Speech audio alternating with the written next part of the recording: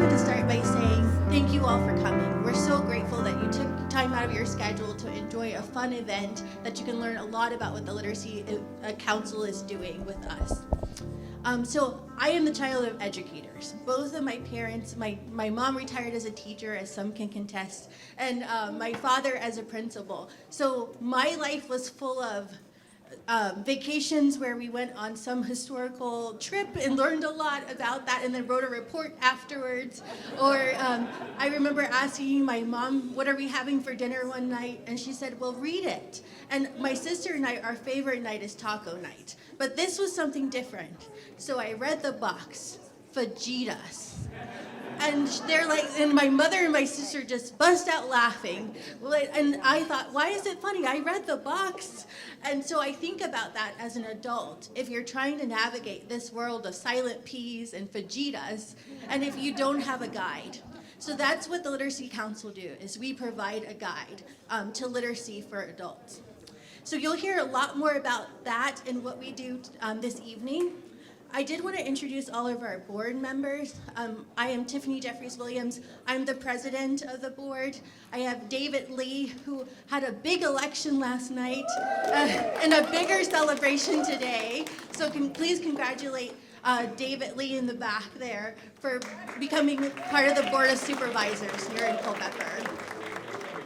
Yes. And also, I want to recognize Kelly, who's also with him this evening, because without Kelly, we wouldn't have David. I know that much. Yeah. Well, and so for our board, David is our vice president. Next, I want to introduce Dawn Hamilton. Dawn Hamilton was the guide for this event tonight, so please give Dawn a big round of applause because she was our event chair, and she also serves as our secretary. And next we have Elizabeth O'Reilly, who's close to Dawn and in proximity at this time. And she is our treasurer. Later on tonight you'll hear from Tammy Barboza, and she's on our board. She's one of our members that we elected this year.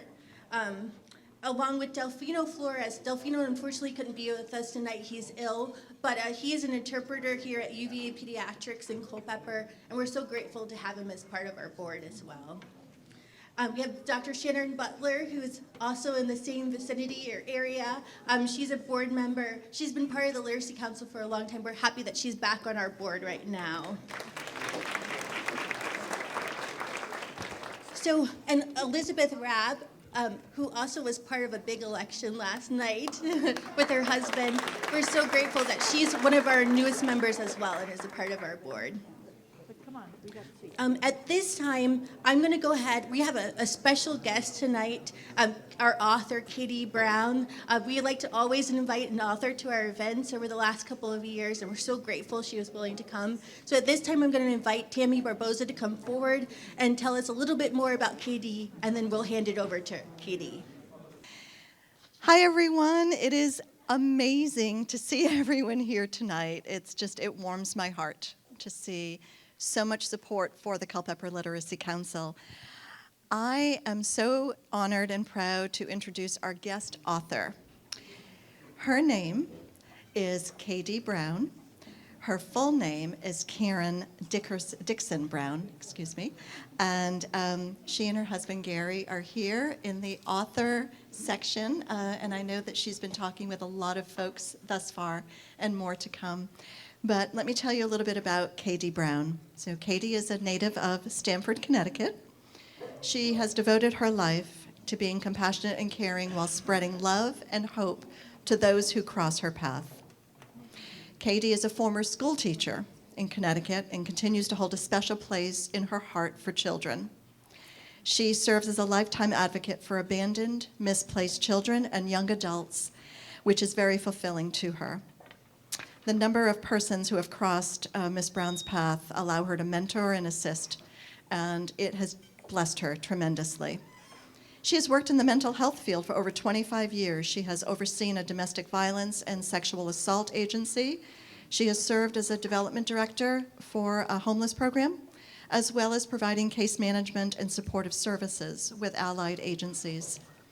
Ms. Brown has been awarded the Catalyst Purple Ribbon for demonstrating exemplary commitment to restoring power and hope to victims who have experienced domestic violence through the provision of direct client services.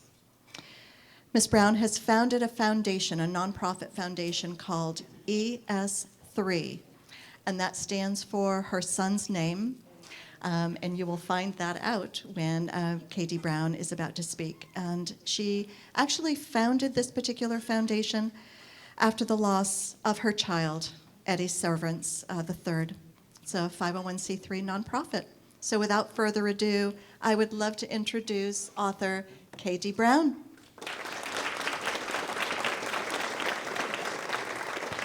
Thank you so much. Good evening. Thank you for inviting me. Literacy is so important, and I don't say that just because I'm an author. I think I probably say it a little bit because I grew up the nerd in the family who loved to read, and I would even erase my homework and do it over if it didn't look neat. That was me. Definitely not my twin sister, but that was me. What I wanted to share a little bit about myself tonight is why I write. Because sometimes we see the aftermath. We see the pretty table set up with the books, and we see that part, but we don't understand why somebody actually writes. I will tell you, I'm holding a piece of paper because I had to write today because my computer decided to clear out my speech. So this is one reason why I write. And I love printing paper and having paper because you're going to always have to write one day. So I like to share a little bit about myself. Some people here have read my first story. My author name is K.D. Brown. The D is my maiden name, Dixon. K is for Karen. And the reason I chose that author name, and sometimes you don't know why an author chooses to use what they use. Whoever read my first book know why. I do not like my name Karen. I'm not going to do a spoiler alert and tell you why. You have to read the book, and then we can talk about it. But there's a lot of different things that go behind the scenes of why somebody writes.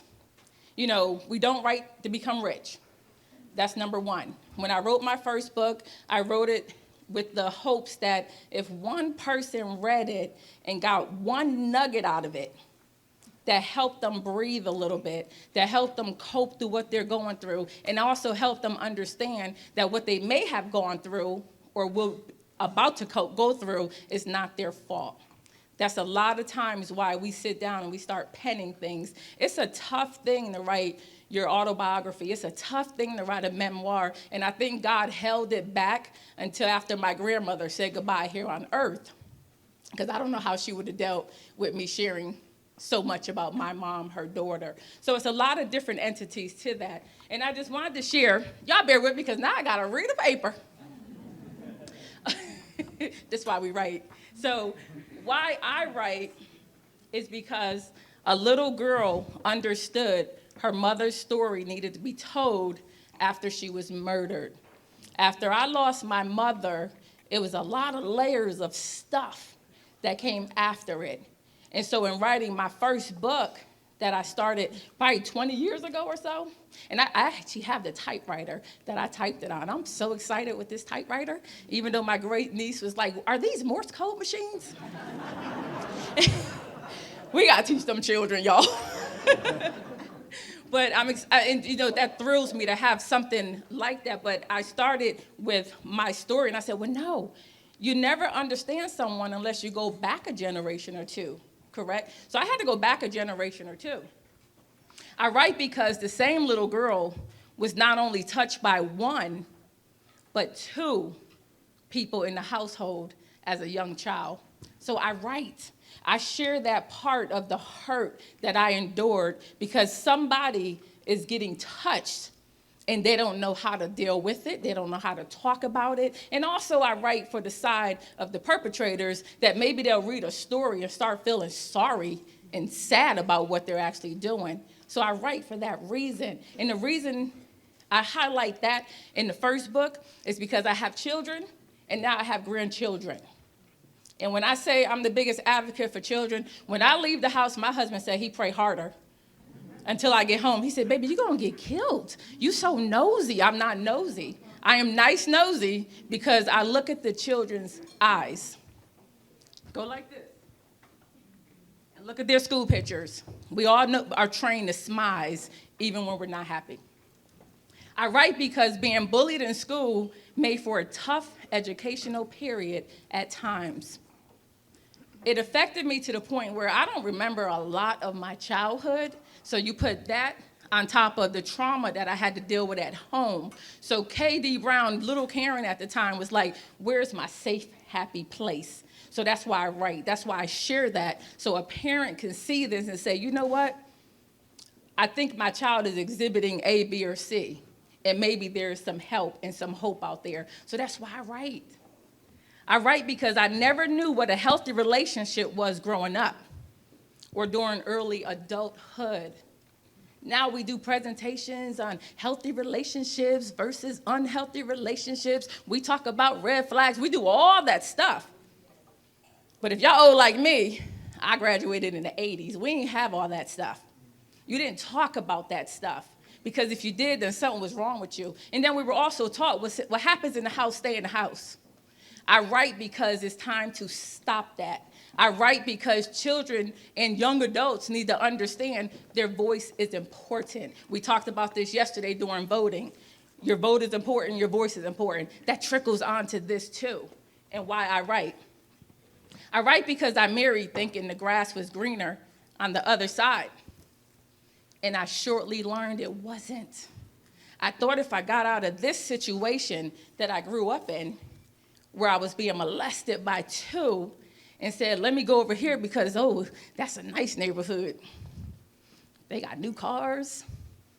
Their grass look a little better than ours. They have maintenance people. We didn't have maintenance people where I come from. So I thought the grass was greener until domestic violence started, until jealousy started. So I write because of that, because I have sons. And I don't want my sons to think that was normal. I don't want my sons to think that's how you treat a woman. So I had to go in survival mode. But, well, back in the day it was survival mode, now it's flight mode. We gotta learn something new every 10 years. So I had to go in flight mode to protect not only myself, but my children. I also write because I fled that abuse. That's how somebody asked, how did you end up here? Because I wanted to put 365 miles between me and my ex-husband, and it worked. I knew nothing about the law. I knew nothing about custody battles. All I knew was I had to get enough strength, because back then I didn't talk, to call his bluff and say, you come to Virginia if you want, and I'm going to do this, this, this, and you ain't getting the kids. I ain't know what I was talking about, but it scared him, and it worked. So it's something about that 365 miles that I still appreciate till this day. And I think the reason I did that was because I didn't have the strength to endure seeing him for visitations. It hurt my soul before I left just to see him drive by. So I knew for my sanity, I had to go. Was it easy coming here? No. It wasn't even a Walmart. It was just trees in Culpeper. I was like, what am I supposed to, where the city bus? It wasn't even a trolley. I said, what am I gonna, he was happy I moved here. That's husband number 2, y'all, I'm gonna keep him. He was happy, because it was almost Atlanta, but I stayed here in the trees. But we got a Walmart now and all that. I don't even like Walmart, I like Target now. So I also write because my little brother committed suicide. And I didn't want to do the same thing when I was going through what I went through. I didn't want to carry so much hurt of the unknown from our past that people thought by not telling us they was protecting us. So that's another reason why I write. I write because my children are the reason I know I made it this far. Oh, that just gave me chills. And I am an emotional person, but I write because I know because of them, I kept going, and I'll keep going, and I'll keep going. I write because a second chance at love was granted, and for that I thank God every day.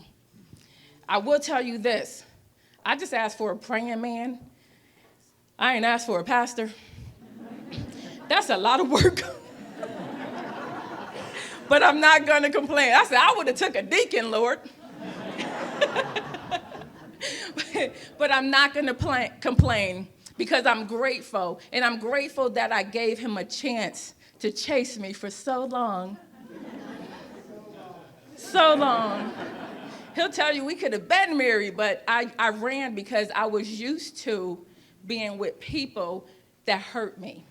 When we started talking, he would send flowers, and I used to give flowers after the abuse took place. So for me to receive flowers was a trigger that something was going to happen. So I had a girlfriend of mine who he still don't like, and he really likes everybody, call him and say, stop sending her flowers.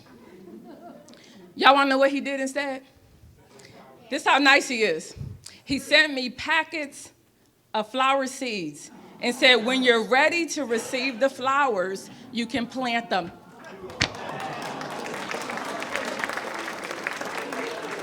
I was like, you might as well go ahead and buy my ring. But that's the reason why I write. I write because happiness did present itself again. And now I continue to write because losing a child still takes my breath away, more frequent than less. So I write because it's a happy place.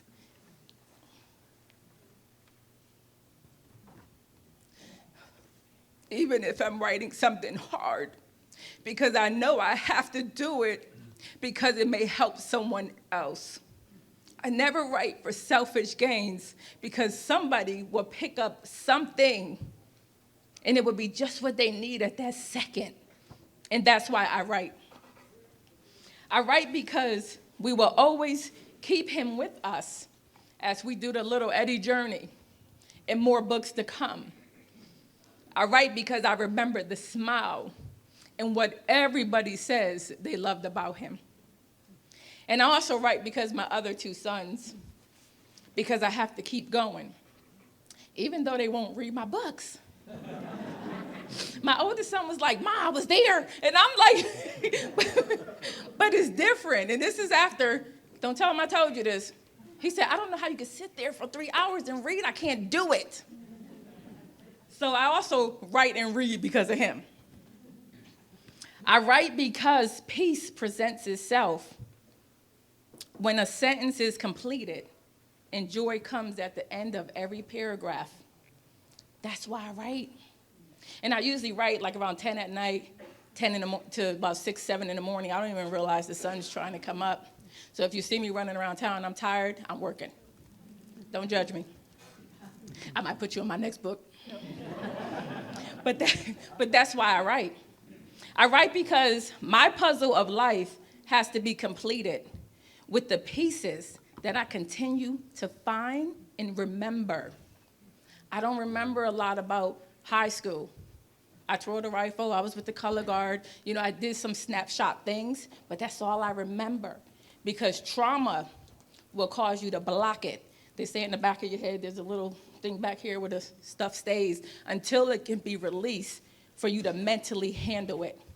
So I thank God for what he's slowly releasing that I can handle at that certain given time. And I thank God for him working in the mental health field because he understands that, because in completing one of the books for a year, I couldn't even talk to him the way a wife should talk to a husband.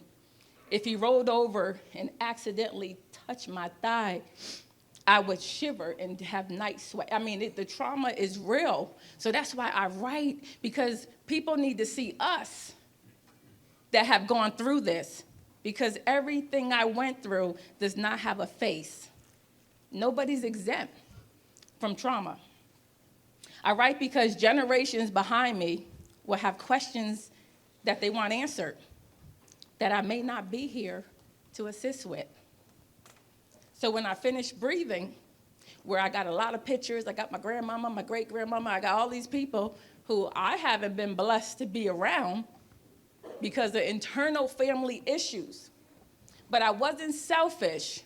I put them in there so they don't have to send off Ancestry.com to figure out where they come from. That's why I write. I put a picture in there of a grandmother I haven't seen since I was 9.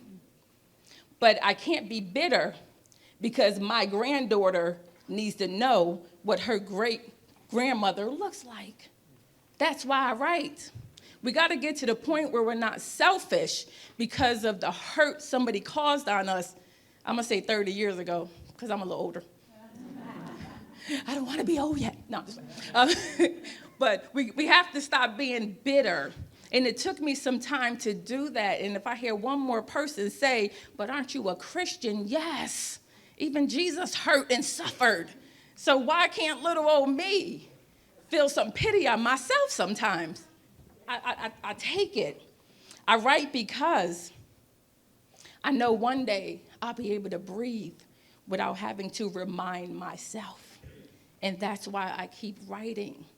And what I want to leave you with is, I read to gain comfort, but I continue to write so another can as well. That's why Katie, thank you so much. Yeah. So at this time, I'd like to introduce our executive director.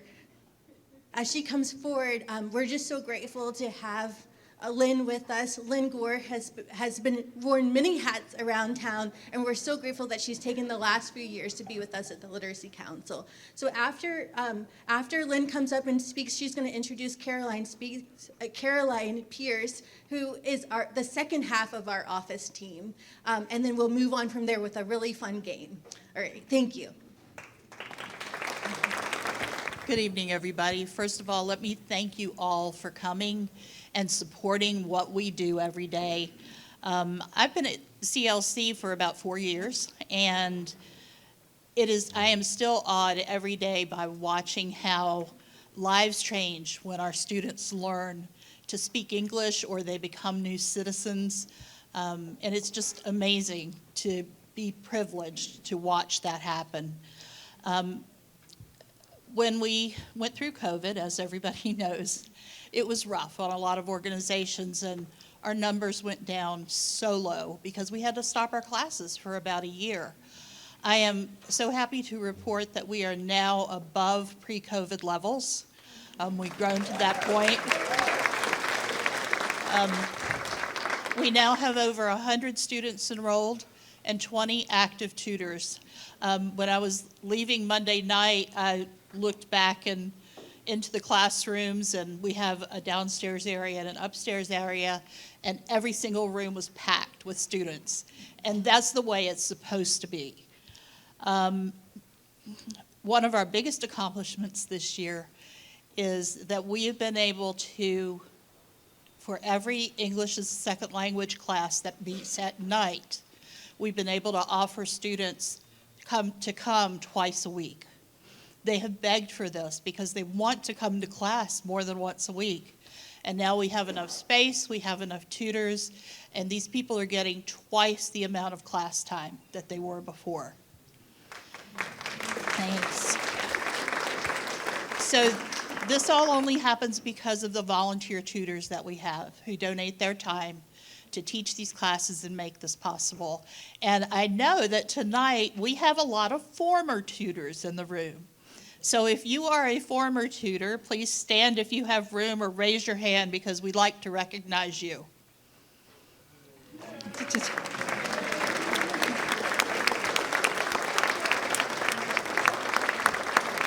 Thank you so much, and we would love to have any of you back just anytime. We also have some of our current tutors here tonight. They are wearing badges, but if you are a current tutor, would you please stand?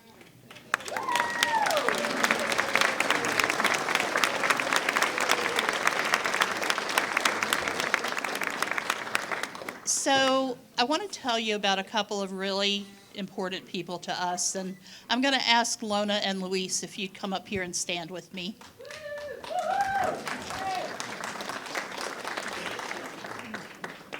So while they're coming, I'll start telling you their story. So Luis was born in Puerto Rico, and he studied English from first grade to college. but he really didn't get a chance to use his English until he was in his late 20s. Lona was born in Manassas, and she studied Spanish from 7th grade through college at George Mason. And when she went to college, the very first friend she made, named Diane, happened to be Puerto Rican. So when she met Diana's family, she found out that classroom Spanish is a lot different than speaking Spanish to native speakers, because she couldn't understand a word they said. One day, Lona was giving Diane a ride home, and Diane said, "Come on in, my family from Puerto Rico is visiting. Come in and meet them." So Lona went in. She locked eyes with a tall, dark, handsome man who leaned over and kissed her hand, and the rest is history. They've spent 42 years in a bilingual household, and they know the fear and frustration of speaking a language that they aren't native to, of being misunderstood and feeling isolated. And they have probably said what or como to each other about 1,000,000 times. In 2007, they came to Culpeper Literacy Council, and they have met students from 5 continents in our small school in a small town in Central Virginia. They say that it has been an amazing experience. Lona and Luis are our longest serving tutors. They bring so much knowledge and care to the CLC every week. When they're there, a lot's going on because their students absolutely love them. It's been my honor and my pleasure to work with them. And tonight, we honor and thank them for 16 years of service.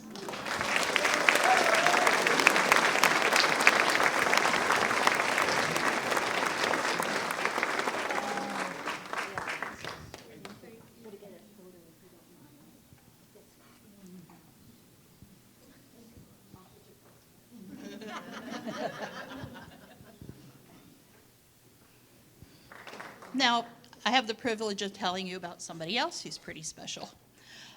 Caroline Pierce is our office administrator at CLC. She's been with us about 2.5 years. I can't imagine being without her. It seems like we've been together forever. Caroline was originally hired to run the office and do some data entry, keep things organized. Well, her role has massively expanded since she's been here.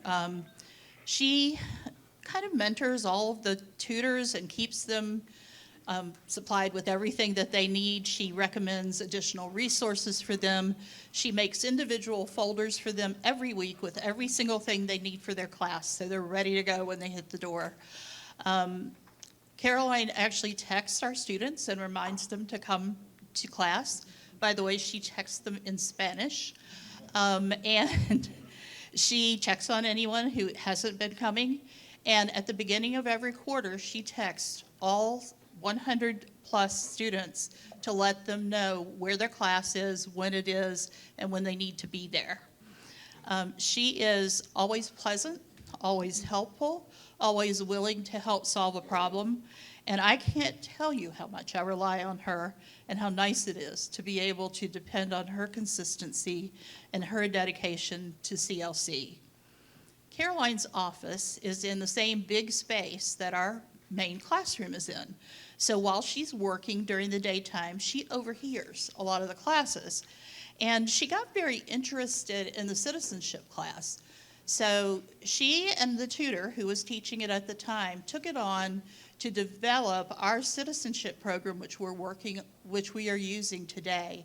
It consists of a complete PowerPoint presentation with links and materials that add to the lessons, a notebook that every student is given that has everything they need in it to pass their citizenship test, and a teacher's guide with lesson plans in it. It is an amazing program.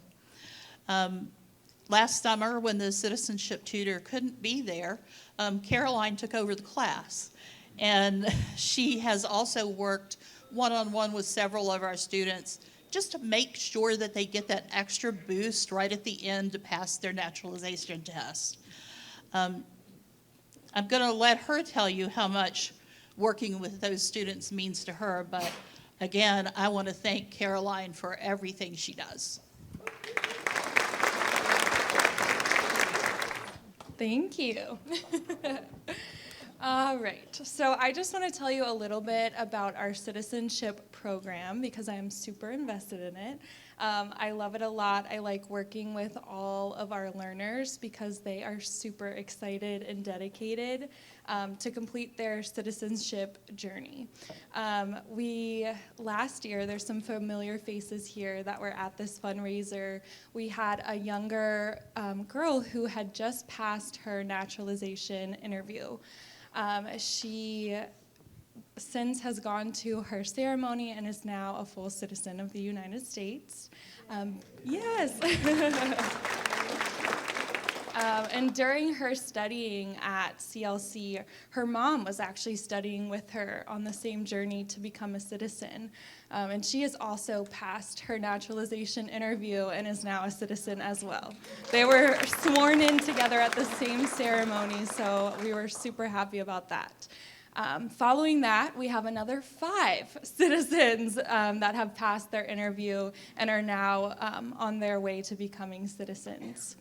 We most recently had somebody in October pass their naturalization interview that came to us with only, I would say, 4 to 5 weeks to study and pass her test. So we sat down, came up with a plan, and put in long hours of studying and learning those 100 questions that she had to study for her test.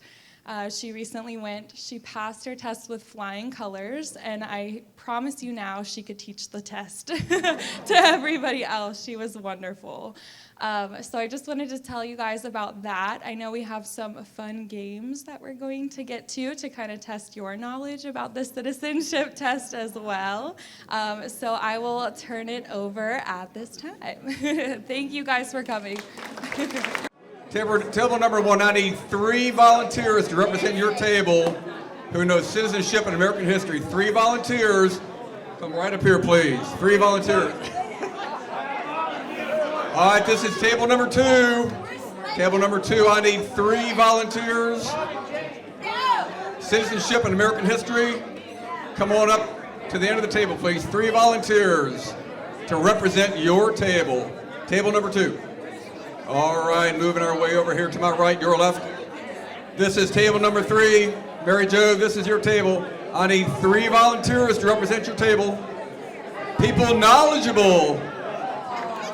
U.S. history, citizenship, all that kind of stuff. 3 volunteers. And finally, never last, table number 4. This is you. I need 3 volunteers from table number 4 to come up here, please, to represent your table. Okay. All right. Now here's the deal, everybody. The winning table, and this is based upon the answers provided by your team members. The winning table, everybody at the winning table, okay, gets an all expenses paid trip to Hawaii, or a prize of lesser value. I'm just saying. Okay.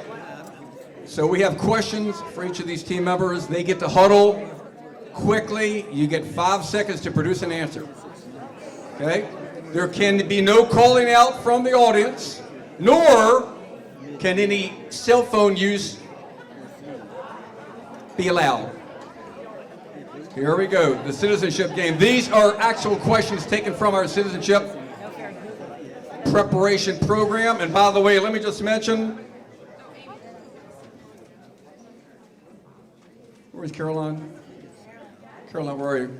They do a great job. We go all the way from the very beginning students who speak nary a word of English. They barely know the alphabet in their own language, all the way up to citizenship. In the past 3 years, we've had over 10 of our students have passed the citizenship test. That's fantastic. Caroline, great stuff. Ed Dunphy. All right, I won't say anything. Okay, here we go. Question number 1. Again, there was no calling out, thank you. You all get to huddle for 5 seconds to give me an answer. Here we go. What are the first 3 words of the Constitution? Dun, dun, dun, dun. Answer is? We the people. Very good. Good job. Table number 1. Table number 2. Are we ready? What is another name for the first 10 amendments to the Constitution? The Bill of Rights. Very good. Woo! Table number 3. Get a little more challenging now. Name 2 freedoms and rights from the First Amendment. Dun, dun, dun. I'm sorry? What? Speech and religion. Good, very good. The other 2 are assembly, press, and petition the government. Number 4, table number 4, it's the Chamber of Commerce chicks, right here. Here they are. Ladies, how many amendments does the Constitution have?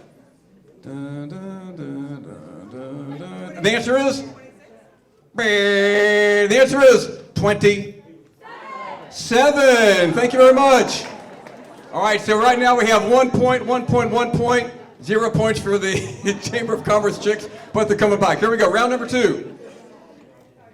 These are worth 2 points each. Dawn, where are you? There we go. Dawn's keeping score. These questions are worth 2 points each. The pressure's on. Table number 1. What are 2 rights stated in the Declaration of Independence? I repeat, what are 2 rights stated in the Declaration of Independence? Dun, dun, dun, dun, dun, dun. The answer is? Woo! Life, liberty, the pursuit of happiness. Table number 2. The Encompass crew. What is the rule of law? Dun, dun, dun, dun, dun, dun. The answer is? Not in time, judges. No, not in time. The answer is no one is above the law. Man, that was kind of late there. I'm sorry, that is not allowed. Not allowed. Table number 3. Edward Dunphy and crew. Number 3. Who makes federal laws? Who makes federal laws? The answer? Congress does. Very good. Table number 4, the Chamber of Commerce chicks. Ladies, please explain, in just a few words, please, checks and balances. No one branch of government is stronger than the other. Woo! No one branch of government is stronger than the other. Very good. All right. All right, Dawn, what's the score right now? Table number 1. 3. 2. 3, 1. Okay, table number 3. 3. Table number 4. Who's in the lead? 1 and 3 are in the tie. Woo! All right, here we go. Okay, round 3, worth 3 points. That makes sense. Right, here we go, Dawn. 3 points for these questions. Here we go. Table number 1, Liz. A U.S. Senator is elected for how many years? 6 years. Very good. 3 points for that team. Here's a tough one. You get a tough one every time. The House of Representatives have how many voting members? The answer is 435. Very good, everybody. Very good. Very good. Table number 3. If the president and the vice president can no longer serve, who becomes the president? The Speaker of the House. All right, I'm going to work on you guys. We're going to find one. Okay. And table number 4. Ladies, who does a United States Senator represent?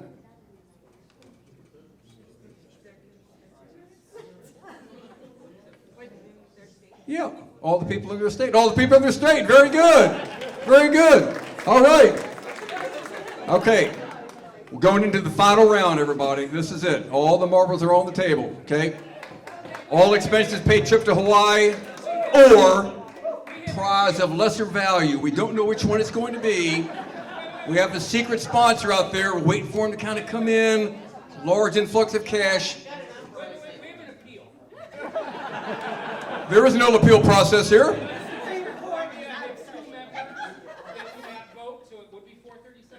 I am going by the official handbook supplied to me by our executive director, and it cannot be mistaken. So thank you very much for that appeal. It is denied. As a reminder, before we get to round number 4 and the grand prize total, remember, a nonprofit loves to operate as a nonprofit, except the paradox is we need to have money to operate as a nonprofit. So please, and thank you everybody for coming. Needless to say, please go back and take a look at all of our wonderful prizes back there, the silent auction, lots of great things back there. The lovely Tammy's back there showing out to us right now. Oh, Tammy, did I need to say something about the spelling bee? The spelling bee will be our last thing for the night. If you want to be a part of the spelling bee, we have 12 special slots for the spelling bee. Go back and see Tammy, get your ticket to be in the spelling bee. All right, here we go. Round number 4, this is it for all the marbles. Here we go, table number 1. Yeah, this is 4 points. Oh, who's in the lead right now?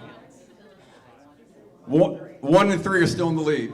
Okay, 1 and 3. But table number 2, they just want to bend the rules, so we may have to throw them a bone. All right, here we go. This is a yes or no answer. Is the Attorney General a cabinet level position? I'm sorry? Yes. I'm sorry? Yes, it is. It is a cabinet level position. Very good. Table number 2. We still believe Puerto Rico and Washington. Table number 2. Let's see if this is enough of a softball for him. Who is the Chief Justice of the United States Supreme Court? Who? First name? John Roberts. Very good. Very good. Is that easy enough for you? All right, table number 3. This is a tough one here. All right, here we go. Name 2 powers that belong only to the federal government, Ed. Name 2 powers that belong only to the federal government, not the state government. The answer is print money, declare war, create an army, and make treaties. They are correct answers, Mr. Dunphy. The appellate court is closed for today. I'm sorry. Okay, question number 4, the last one. This is it. Who's in the lead? Don't. Table number 1. All right, the last one. According to the Constitution, ladies, is providing education a federal or a state power? Let me say that again. According to the Constitution, is providing education a federal or a state power? Dun, dun, dun, dun. What's the answer? It is a state power. That is correct. Nice rally there, Chamber of Commerce chicks. Way to go. All right. And so the grand prize winners are... Dawn, tally it up, please. We're all waiting. We can't stand the tension. Table number 1. Great job, everybody. Woohoo! An all expenses paid trip to Hawaii or a prize of lesser value. Which one is it, Dawn? We didn't get that big amount of money. Yeah. It's a prize of lesser value, but you will receive your prizes in just a few minutes. Thank you, everybody. I'm going to turn it over now to the lovely Tiffany. And So this year, this has been an amazing year, as every year is. We are increasing in numbers as far as the numbers of people that we're serving, the numbers of tutors we have, the numbers of board members we have. And this year we decided as a board that we really wanted to honor the Daniel family for their continued support of the Literacy Council. They have supported us with space since the 80s. Joe and I were just talking about that, and we're so grateful for that. And he's going to come up a little bit later and talk to you a little bit more about Dolly Parton's Imagination Station. But I wanted to say that because we're so grateful for their support of us, that this year we wanted to honor them with a scholarship. And we decided that we would start with our own money, and we did a $300 scholarship in their honor. And we have a recipient of that scholarship, which is a student in one of our programs. I'm going to tell you a little bit about Yakoved in just a moment. But I did want to say that also, after hearing about this, and if you're interested in supporting us in our scholarship, please see Len, and we can arrange for that as well. So Yakoved Gabriel Alonso was born in Mexico and has been in the U.S. for 23 years. She has been taking classes at the Literacy Council for 10 months, studying for her citizenship test. She works at Communication Corporation of America, and her shift is from 3:30 p.m. until 12 midnight. That is why she couldn't be with us tonight. Yakoved submitted her N400 application on July 26 of this year. She's waiting for a date for her naturalization test. Yakoved said she wants to be a U.S. citizen because she loves this country. She applied for the Daniel Family Scholarship to help with the expenses associated with applying for the citizenship test itself. Her goal is to become a citizen, and she says that the scholarship will help her with her expenses. So because of time, I have more to read, but I'm gonna shorten some things, but I do wanna read what her tutor wrote about her. Because part of the scholarship application was one for the person to apply, but then also for their tutor to write a statement about why they support this person applying for the scholarship. I've had the pleasure of working with Yakoved on my Tuesday morning citizenship class. Despite the fact that she works the night shift, she still makes it to class Tuesday mornings with a smile and a positive attitude and commitment to learning so that she can pass the naturalization test. Yakoved has demonstrated an impressive ability to answer the civics questions. When she's asked randomly, she always answers correctly. Her writing skills are noteworthy with correct spelling and grammar. How many of us can say that? and she says, I can read any, yes, not many of us probably, some of us. Those in the spelling bee. But she can read any of the information in the lessons without correction. Yakoved sets the example for other students with her work ethic and by helping others in her class. So you may have already seen Yakoved's picture on the screen, but we do have a picture of her because she wasn't able to meet with us tonight. A round of applause and thank you for the Daniel family and to Yakoved. Well, that concludes our night, and I think that ends us on a great note. Thank you again for supporting us this evening. If you are a tutor or a board member and our speaker and author, again, please go and say goodbye and buy a book from KD as we wrap up and get out the door. But the one last thing I want to say, but if you are a board member, a speaker, or a winner tonight in our spelling bee, we have plants for you on the table that we wanted to give you that were donated by Windmill Heights. But thanks again for everyone for your support this evening. Thank you.